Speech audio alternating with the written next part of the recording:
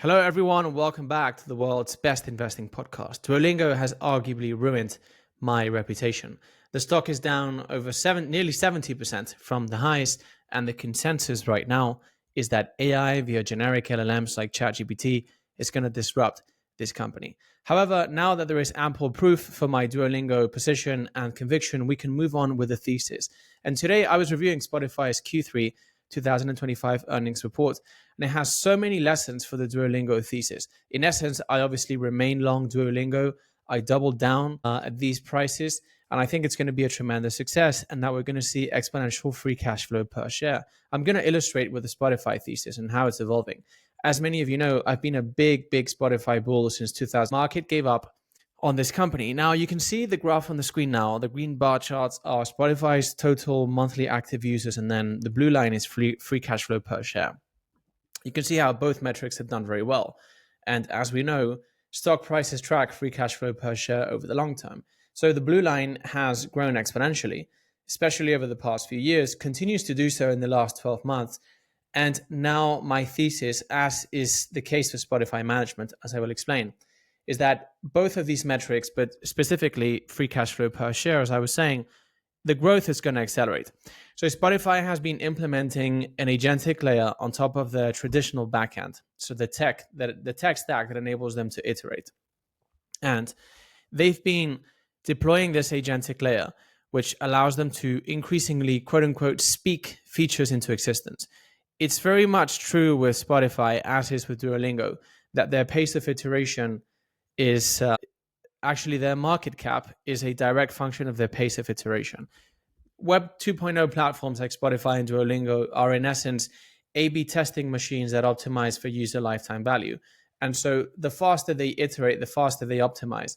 And ultimately, the more acute customer pains they solve, and ultimately the bigger the company gets, because they just print more free cash flow per share.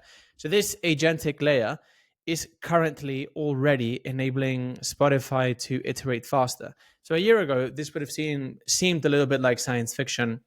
Maybe even last Monday or last week, when everyone was convinced that AI was a bubble. But here we have a management team with an extraordinary track record. You can see these two metrics in the screen now. It's pretty obvious. Wonderful company. Here is what newly appointed, he's actually stepping up in January. So Daniel Ek has one more earnings call. But here's what newly appointed co-CEO Gustav Soderstrom, I hope I pronounced that well, Gustav, was saying during the Q3 2025.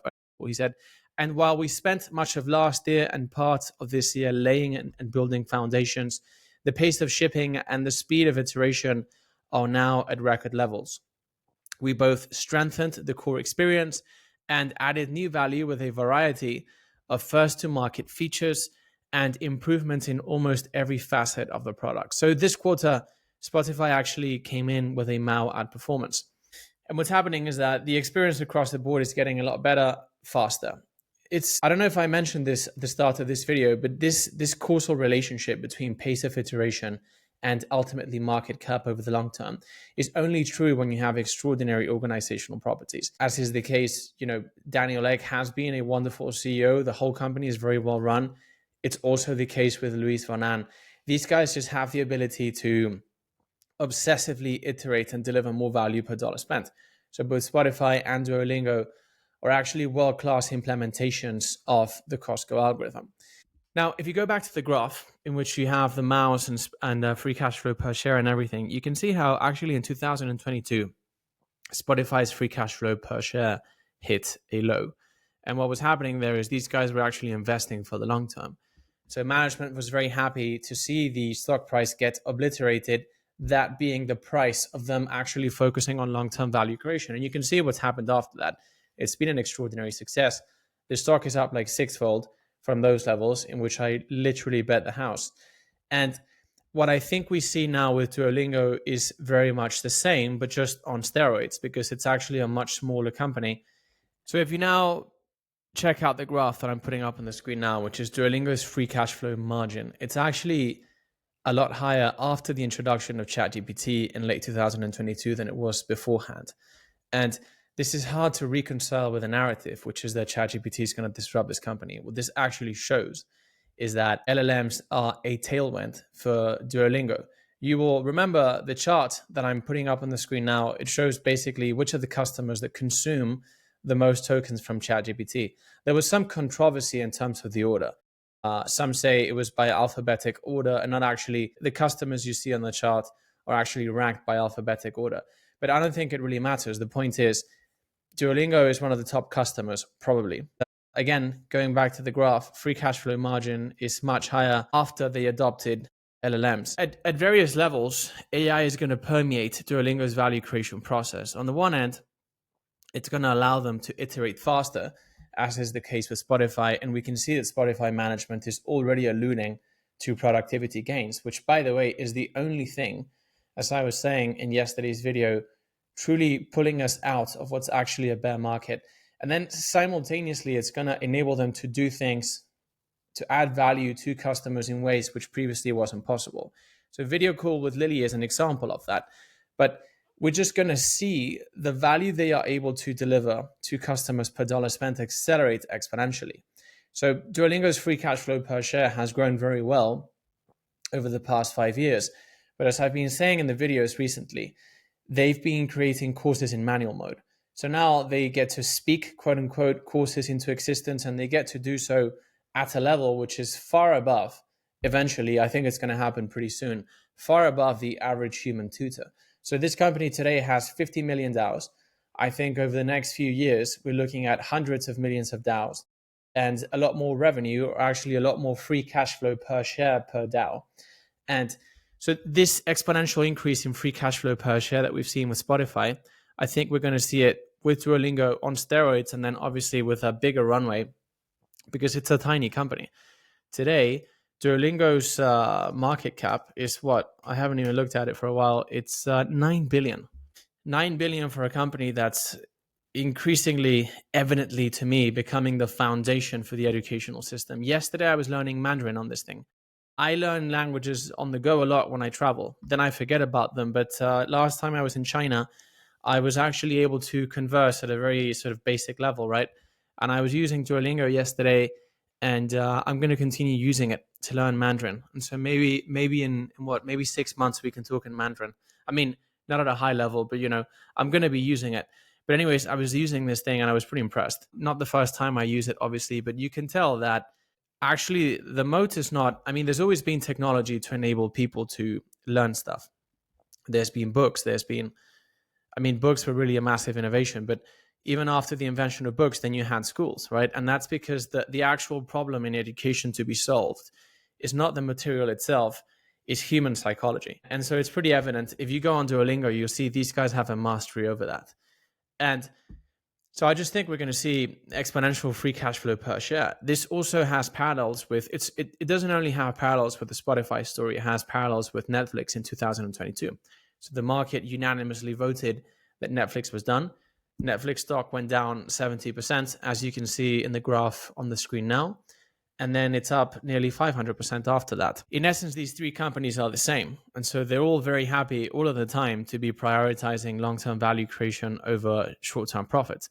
What's also interesting, apart from the fact that Duolingo metrics are perfect, management said during the call that them prioritizing teaching quality and thus user growth over profitability for the foreseeable future actually won't have much of an impact on their financials. And so these guys have been pretty spot on with guidance ever since they went public.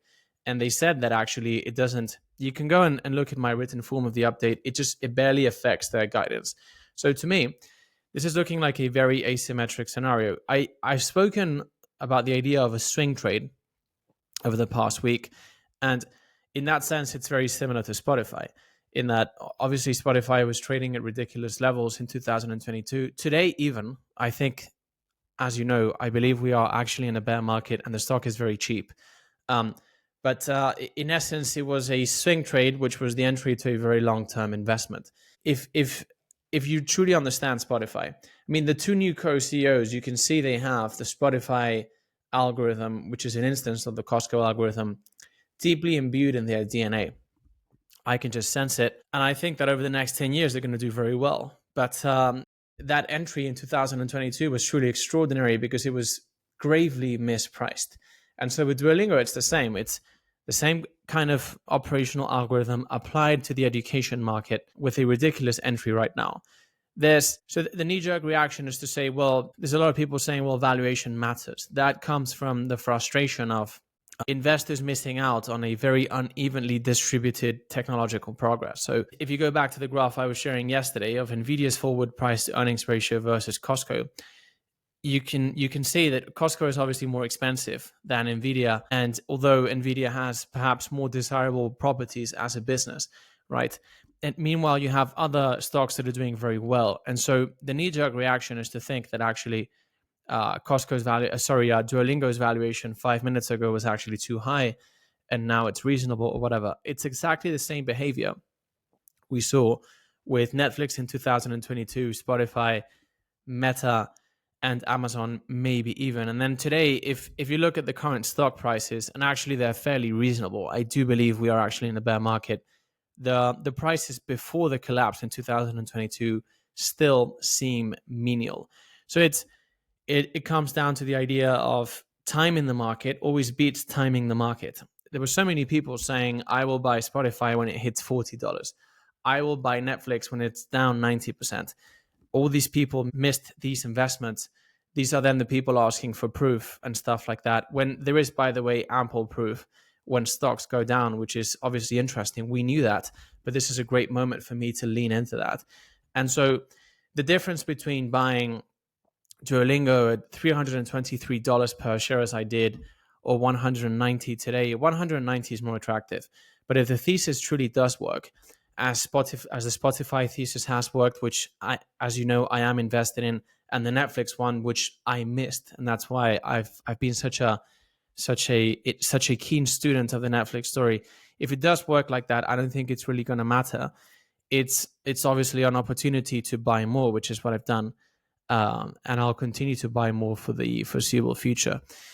So in essence, it's the Duolingo thesis is the same as Spotify. Both are going to be accelerated by AI. It's a narrative that could last for whatever amount of time, but the data is very obvious, and especially the one where you see the free cash flow margin, which is considerably higher after the introduction of ChatGPT. Someone on X was asking today, can you overlay this with headcount? And it would be an interesting graph. But it really doesn't matter because free cash flow per share obviously encapsulates the entire business. That is why it's such a wonderful metric. For free cash flow per share to go up, the top line has to go up. I mean, in that manner, exponentially, the top line has to go up and the margins have to go up, meaning the business has to be very healthy and growing very fast. So I think it beautifully encapsulates the thesis. Anyways, guys, so to me, Duolingo for $9 billion is a bet the ranch kind of moment. As you know, I have a 6-stock portfolio, so I have other bet the ranch kind of picks. AMD is doing very well right now. HIMS is a little bit on the depressive side, but I've been buying that since $15. So now my efforts are concentrated on Duolingo, which I believe is going to do very well. And I also believe there's going to be a lot of proof about my position, right? Because I don't only bet my money, I also bet my time. So I have an audience, and the audience has value depending on what the audience thinks about you. Roughly what my audience thinks about me correlates with the free cash flow per share of my investments. And so obviously having some backlash for Duolingo declining 70% from the highs and me resisting in that manner is proof that I do have a conviction and I am actually risking capital. Apart from the capital that I invest, my time and my audience and everything. So good news. It's always a good idea to lean into the pessimism when you have a conviction and separate the emotions from the fundamentals. So I do believe this is going to be a wonderful success, and obviously we'll see. This is a business in which everyone makes mistakes. It's like tennis. Even the biggest winners in history, like Roger Federer and stuff, they win just a little bit more points than people that are 100 positions below in the ATP ranking. And so, there's no guarantee, but I continue betting here because I see the strong fundamentals. I like the management team. It's basically a mirror image of Spotify, but a lot smaller and therefore with tremendous upside. So anyways, guys, thank you very much for joining me. As always, if you enjoyed this video, could you please share this with someone else? These updates and deep dives are for free. And so the only way this grows is with your help. So thank you very much in advance. Take care. And until next time.